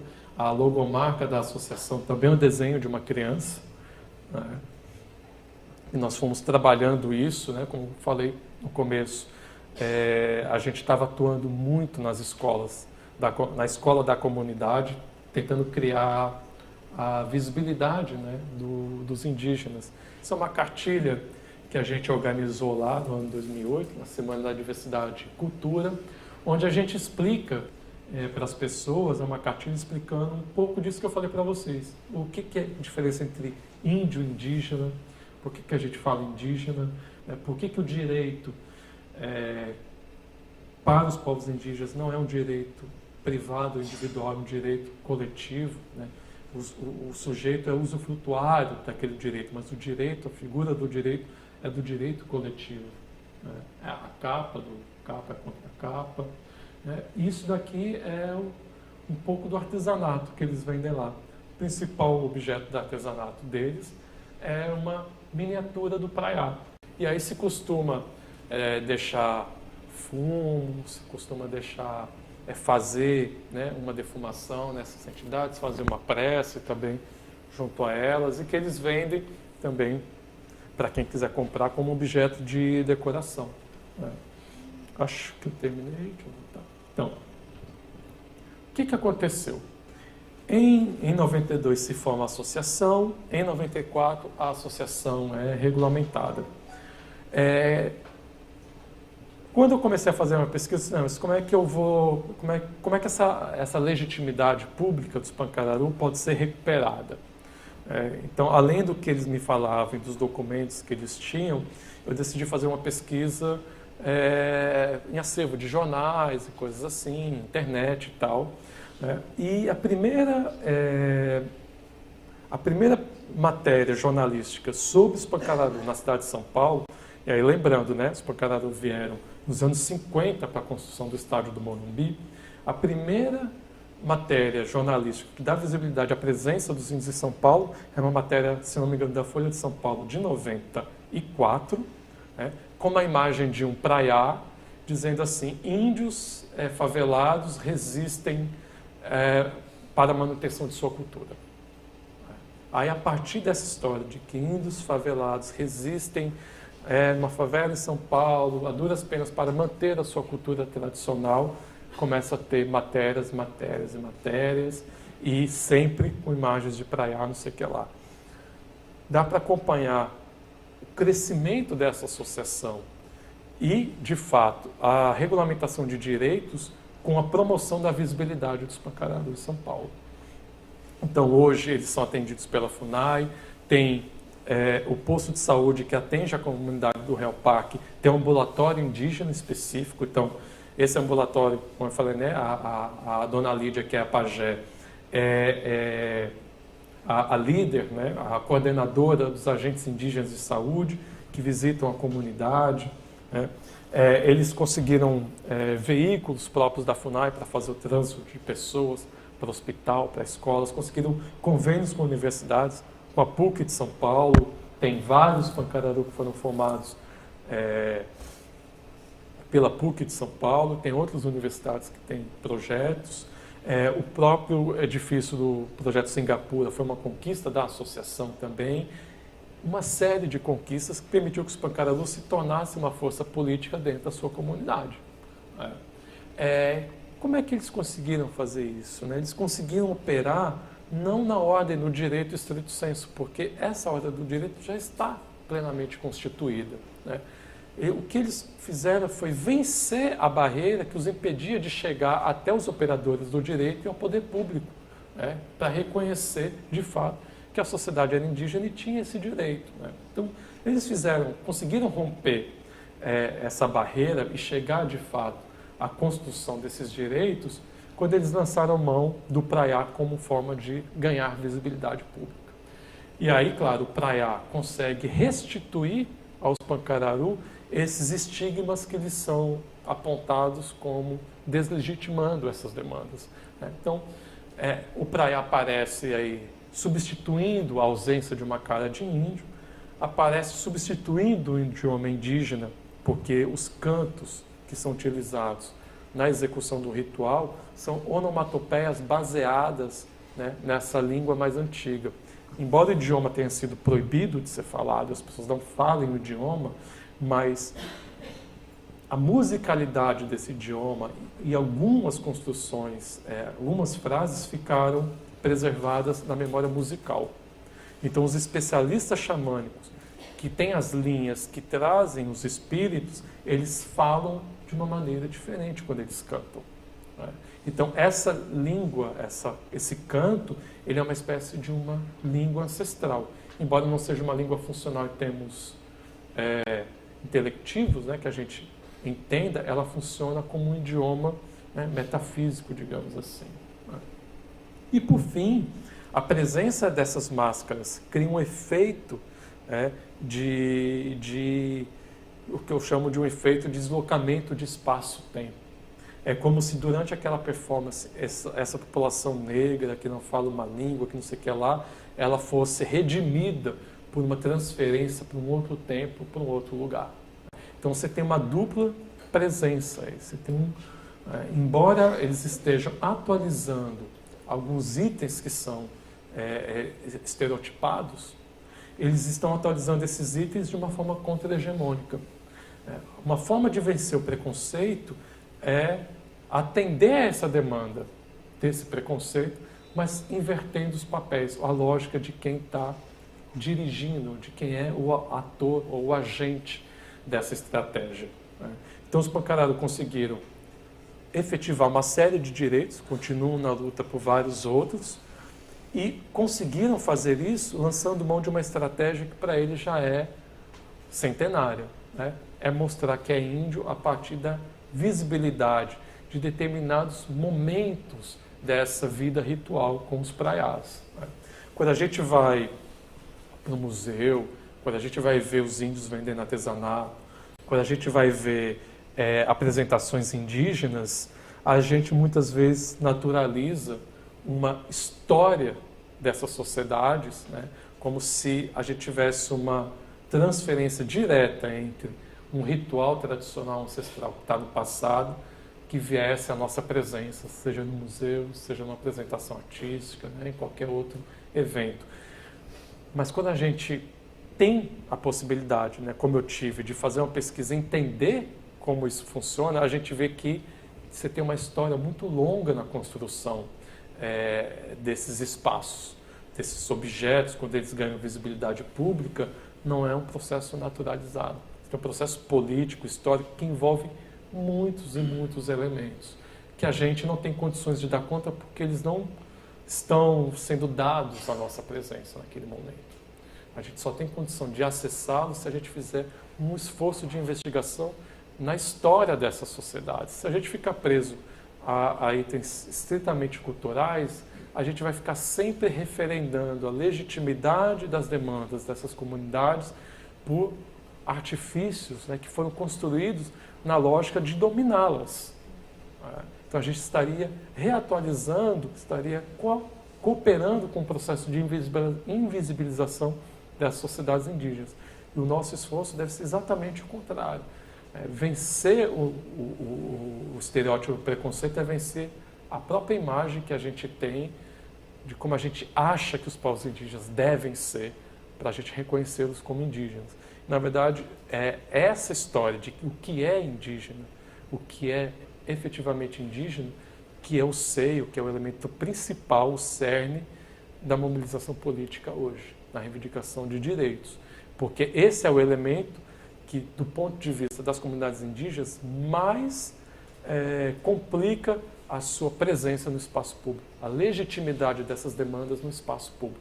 Basta ver a forma como operam os inimigos dos povos indígenas, daqueles que não querem ver esses direitos reconhecidos. Sempre se fala, eles já estão aculturados, já não falam a língua, usam celular, dirigem D20, não sei o que lá, como se isso desmerecesse esse pleito, né? Quando a gente se engaja nesse tipo de discurso, o que a gente está fazendo nada mais nada menos é voltar atrás e valorizar esse projeto do poder tutelar, do processo imperial, do processo colonial, que até hoje tem cicatrizes, né, e produz também algumas grandes feridas. Eu encerro por aqui. Acho que a gente tem mais ou menos no horário que eu tinha estipulado, né, de 10. Eu acho que a gente, não sei se a gente faz, né, questões antes da gente mudar de ambiente, digamos assim. Fiquei um pouco na dúvida quando você falou que a FUNAI reconhece, né, os índios, mas nesse senso quem está na aldeia, né? E depois você colocou assim, quando estava na feira, que a pessoa que disse, você não é indígena, vai ter que tirar a carteirinha da FUNAI. Essa carteirinha da FUNAI, quando ele já está na cidade, ele continua sendo reconhecido pela FUNAI? Assim, é só no censo que é feito só nas aldeias? Eu fiquei um pouco... Tá, ótimo. Boa questão. A FUNAI não faz censo, né? Quem tem mais conteúdo censitário dentro das aldeias é a Secretaria de Saúde, né? O Ministério da Saúde, que tem um órgão do Ministério da Saúde, que é a CESAI, que tem um certo controle. Mas aí o IBGE que faz o censo. Então tem uma discrepância entre os dados do IBGE e os dados que a FUNAI trabalha. Então o IBGE, nas últimas duas, né, que teve uma mudança na forma como o IBGE faz o processo censitário, e nos dois últimos censos foi incluído a autoidentificação indígena e quando a pessoa diz para o recenseador, eu sou indígena, aí a pessoa, tá ok. Antigamente só se marcava indígena, né? Aí agora, então, de qual etnia, de qual grupo indígena? Eu sou indígena Pancararu, eu sou indígena Funiô, eu sou indígena não sei o que lá. Com essa nova metodologia, o número de indígenas quase que dobrou. E aí a FUNAI teve que reconhecer que ela atuava basicamente nas aldeias, com menos da metade da população indígena que o censo tinha mostrado que existiam. Isso agora, nos anos 2000, né? A Constituição de 88 e todos os outros instrumentos jurídicos não fazem nenhuma distinção entre povos indígenas que estão na aldeia ou na cidade. Até porque naquela época já se sabia, e tem trabalhos de antropólogos, como Roberto Cardoso de Oliveira, que é o grande nome da antropologia brasileira, desde os anos 50, sobre povos indígenas nas cidades. Então, sobre os ticuna na cidade. Então, sempre teve essa preocupação dos antropólogos, embora não fosse a preocupação principal. Mas o censo, esses últimos censos, mostraram que existia uma população indígena muito grande nas cidades e que a FUNAI simplesmente não estava atendendo. Então, a FUNAI começou a ter que responder a várias das questões que os indígenas colocaram durante as suas assembleias. Os próprios indígenas reconheceram que deveria ter atendimento aos indígenas nas cidades e exigiram que a FUNAI fizesse isso. E a FUNAI começou a promover alguns desses, algumas desses elementos. Mas, na verdade, o que acontece é o seguinte: essas associações de índios que estão nas cidades vão buscar da FUNAI apoio e pedem da FUNAI determinados direitos. Eu quero transporte, eu quero que a gente também seja atendido por um médico, que tenha dentista, que tenha não sei o quê e tal. E aí a FUNAI, ela, na medida do possível, é um órgão muito pequeno, ela começa a atender essas demandas dos índios na cidade. Então, no caso do pessoal que está em São Paulo, normalmente o que eles fazem a carteirinha da FUNAI, ela é feita, a administração da FUNAI tem um contato com as lideranças nas aldeias. E aí, essas lideranças é que passam as informações para a FUNAI confeccionar a carteirinha. No caso dos índios em São Paulo, eles fazem um encontro dessas informações, do que vem da aldeia e de outros órgãos, para ver se aquela pessoa é membro daquela comunidade ou não. E aí a FUNAI, em São Paulo, pelo menos assim funcionava na época, se alguém chegar lá dizendo que é indígena, não sei o quê, aí ela diz: mas qual é a etnia? Não, eu sou Pancararu. Então, a gente vai sondar a associação e a associação vai sondar a coordenadoria lá em Pernambuco e as lideranças na comunidade, e aí, se eles derem ok, a gente confecciona e tal. Então, as pessoas fazem uma checagem desse jeito. Então, por isso que o pessoal que está na cidade tem a carteirinha. Tem a carteirinha que identifica que o pessoal é indígena. Quando eles foram para São Paulo, no começo dos anos, até a Constituição de 88, até o começo dos anos 90, eles jogavam fora a carteirinha da FUNAI, porque se o empreiteiro, onde eles estavam trabalhando como mão de obra, descobrisse que eles eram indígenas, eles eram expulsos, eles eram despedidos. Então, durante muito tempo, ser indígena era algo que depunha contra você, não conseguia emprego, esse tipo de coisa. E agora, a tendência é que isso seja diferente. Então, a carteirinha da FUNAI, que era algo ruim, se tornou algo positivo. Então, as pessoas fazem questão de ter a identidade também da FUNAI. Quanto tempo você trabalha com os Pancararu? Como é que ficou a história das crianças na escola, que tinha aquele problema? E você falou da carteirinha da FUNAI, porque morou um chavante na minha casa e ele não tem carteirinha da FUNAI. Nunca tinha ouvido falar nessa carteirinha da FUNAI também. Então, com os Pancararu, e acho que foi em 2004 ou 2005, que foi a primeira vez que eu fui em São Paulo. Mas a minha pesquisa direto com eles foi em 2008. Que foi que eu morei lá e tal, e fiquei fazendo a pesquisa. A tua segunda pergunta? A escola. Então, o esforço da gente foi grande. Depois que eu saí de lá, eles continuaram com o projeto. A Dora, que eu mostrei a foto aí, ela, na época em que eu estava saindo de lá, ela ganhou as eleições para a presidência da associação, e ela faz parte do primeiro grupo de Pancararus que foram formados pela PUC, nesse projeto que eles conseguiram. E a Dora é formada em pedagogia. E ela fez estágio na escola, lá do bairro. E tem 2 filhos lá. E uma coisa que fica difícil saber como é que a coisa se resolveu, né? Mas uma coisa que foi importante na época foi que a gente pensou, olha, a gente tem dois problemas, professores e alunos, né? Então, professores e alunos têm visões muito semelhantes com relação aos povos indígenas, né? Que são visões estereotipadas, mas o tratamento tem que ser um pouco diferente entre esses dois, né? Para a gente dialogar, né? E a gente fez uma primeira atividade com as crianças e foi uma coisa que deu muito certo, que a gente aprendeu bastante também.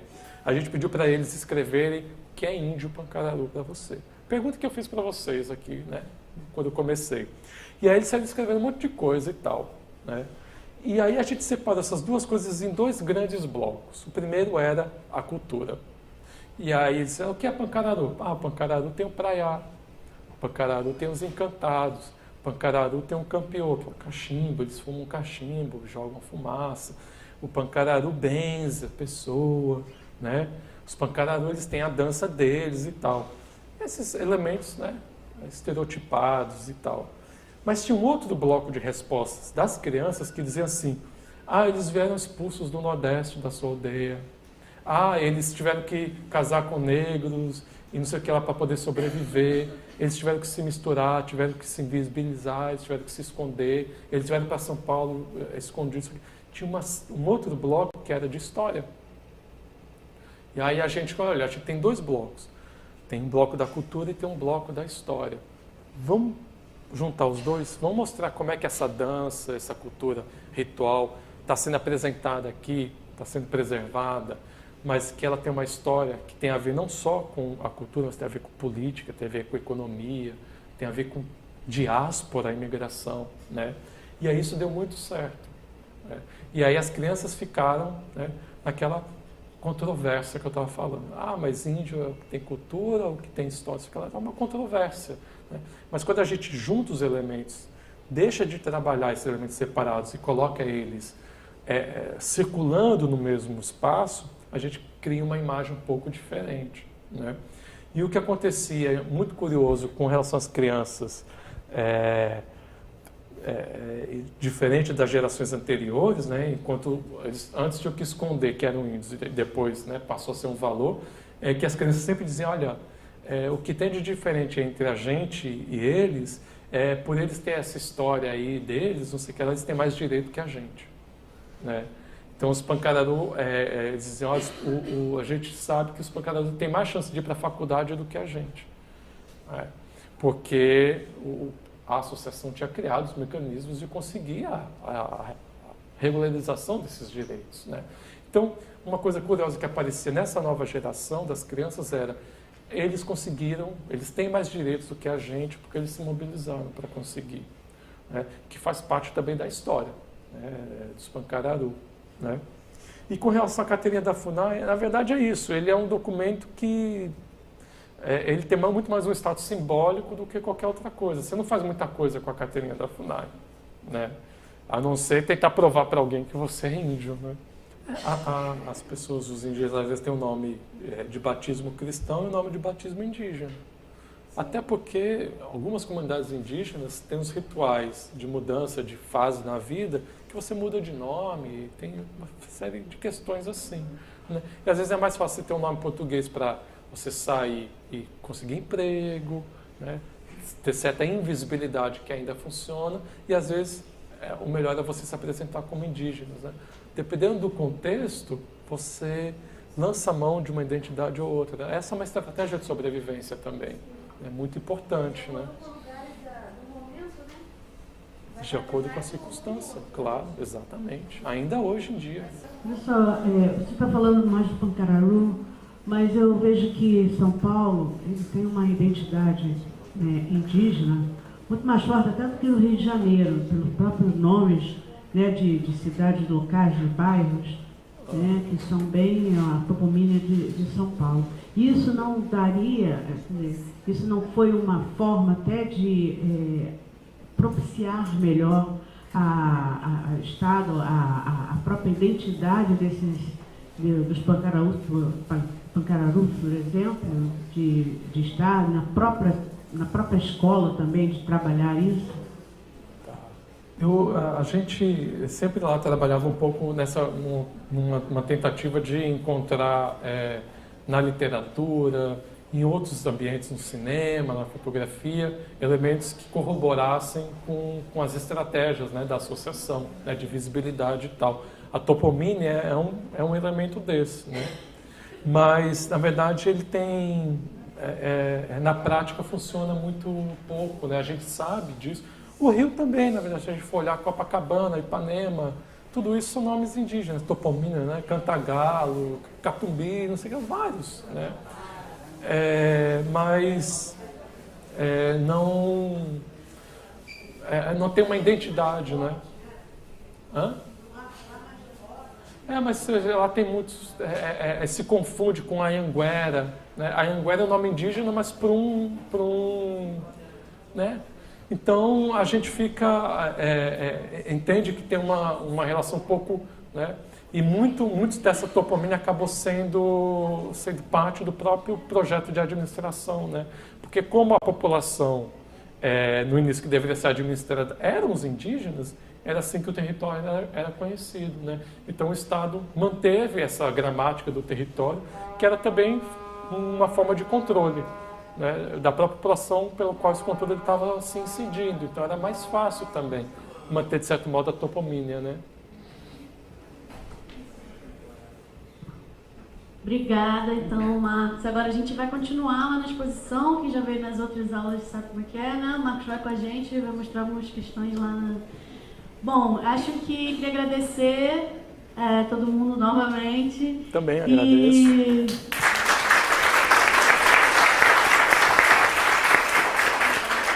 Eu queria falar que essa aula foi bacana porque era justamente onde a gente estava querendo chegar, né? Num olhar mais complexo que a gente veio fazendo essa geral lá de 1500, antes de 1500. Então, na verdade, esse caminho que o Marcos fez com os Pancararu é um pouco que a gente procurou fazer na exposição com os grupos que estão aqui no Rio de Janeiro. Então, é muito complexo mesmo, né? Como você falou, e cada grupo étnico tem uma história diferente, né? E lançou estratégias diferentes a partir do seu próprio olhar. Então, enfim, é um convite para vocês retornarem novamente à exposição, agora com mais referências, né? E, lembrando mais uma vez que todas as aulas foram filmadas, elas vão entrar em breve no canal do YouTube do Museu de Arte do Rio, é o nome do canal, e que os certificados vão ser entregues por e-mail, por aula, tá bom? Obrigada.